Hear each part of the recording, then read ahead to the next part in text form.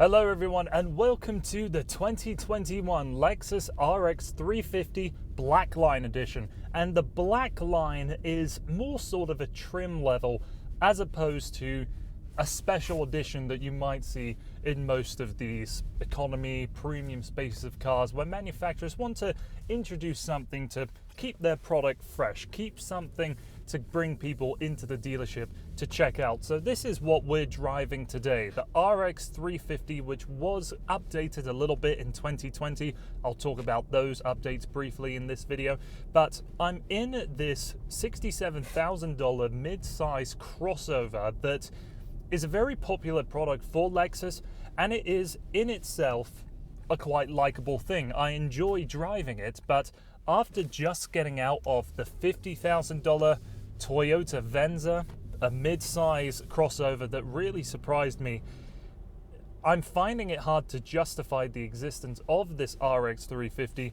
at such a premium over that other vehicle.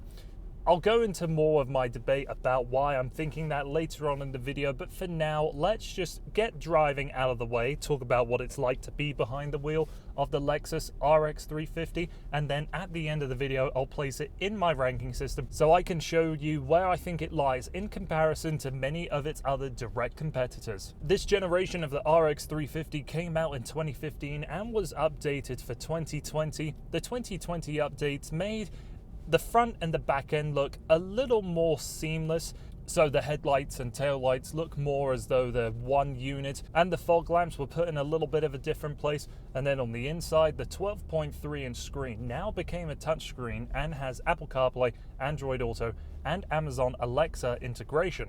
It is a major improvement for the individuals that do not like the touch interface that you have to use when interacting with the Lexus UI. And I'll spend some time going in depth about that later, because even though this is now a touchscreen and it does work quite well, I am still finding myself using the touchpad down here for more than a few reasons. I know I may be one of the very few reviewers out there that does not absolutely hate the touchpad control system that Lexus has in the RX350 and many other of their products, but I am very happy to say that there is a new touchscreen in here that works very well, but you still have to resort to using this touchpad and the buttons that surround it every once in a while. So for example, when I want to get out of Apple CarPlay and access something in the menu system, I have to press the menu button.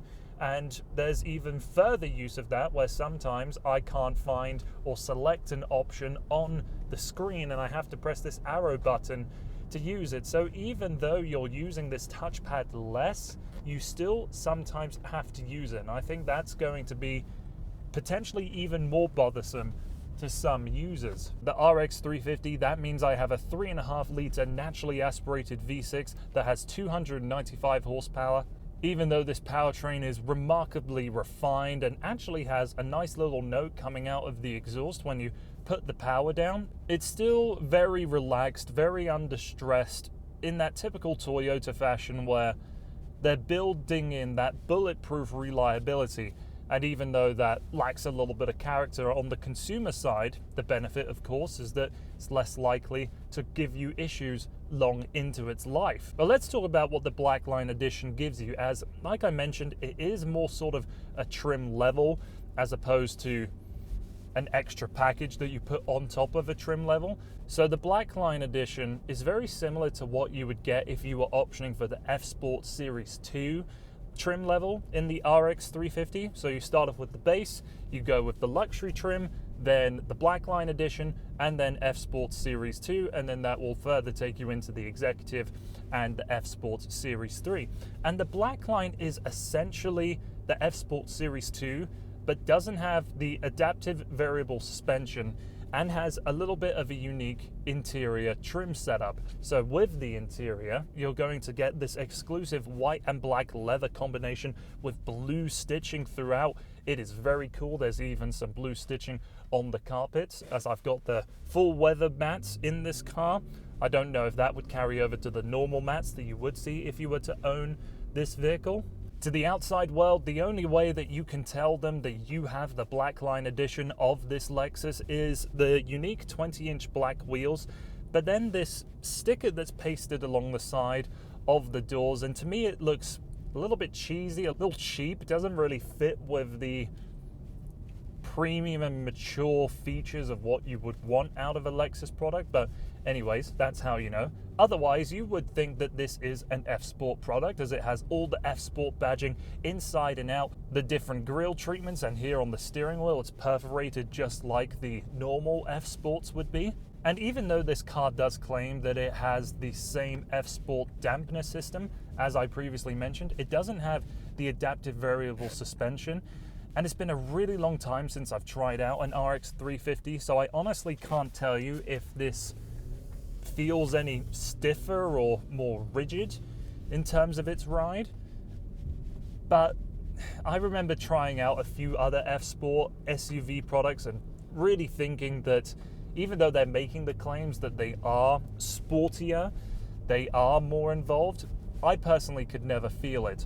So do keep that in mind, but I think it would truly be best for you if you are shopping for an RX350 to try out a normal one, try out an F-Sport one, get rid of all of the facade and see if you can feel something underneath. I think it's something you really have to compare back to back. Even with the F-Sport dampeners, this RX350 is still so relaxed, so refined, a very easygoing cruiser, and that's exactly what it's meant to do. That's who it's built for. I'd be very happy to drive one of these things for many hours on a highway.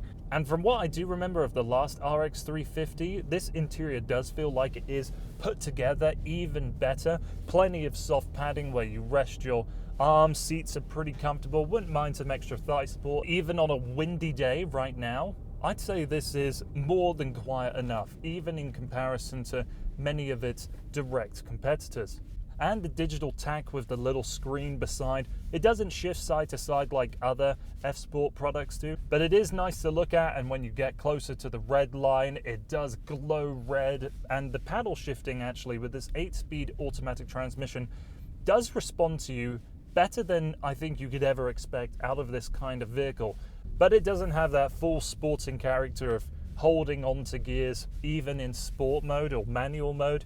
The computer will still overtake for you when you get to red line, or if you're just hovering about at 3,000-4,000 RPM and not shifting. For a mid-size SUV, there is a fair amount of headroom given that this doesn't have the full panoramic glass. Seats are comfortable with the ability to slide and recline, but there isn't all that much knee room and all that much foot room when I sit behind myself. I am 6'4", so do remember that for your own consideration. And the boot really has more than enough space to fill it with anything that you may desire, and in this trim level you will get 3-way split seating. So the conundrum that I have with the RX350 is that standing on its own 2 feet in isolation, it is a very good product, one that I would recommend to people if they are looking to buy an RX350. But the RX350 is now living in a very strange middle ground where it isn't as premium as something like BMW X5 or Audi Q7, Q8. And of course, those cars cost so much more, but you're getting a much more premium experience. But now we're also facing the other side of the competition where the best of what the mainstream brands are offering are very close to what you would get out of this RX350 at a significant discount. So I mentioned the Venza hybrid felt as good as a Lexus on the inside. And now that I'm inside this Lexus, I stand by my point even more. I will not doubt that this is a quality product that's put together incredibly well, but at a $17,000 premium over what I've just got out of the Venza hybrid, I'm struggling to see why. It's got less technology, it doesn't really feel as new. Yes, this RX350 has more space inside, it's quieter on the highway, and it will have more curb appeal. I'm struggling to understand why anybody would want to go and spend more money on this as opposed to that Venza. It isn't something I'm going to blame strictly on the Black Line edition not presenting a good value.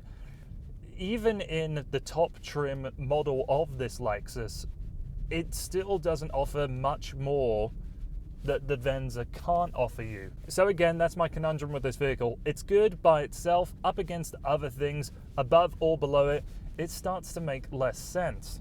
That's why I think that this RX350 is something that you should test drive up against its main competition. So there you have it. That's my honest thoughts towards this RX350, and I don't feel like I said all that much positive stuff, even though I have enjoyed my time with this vehicle.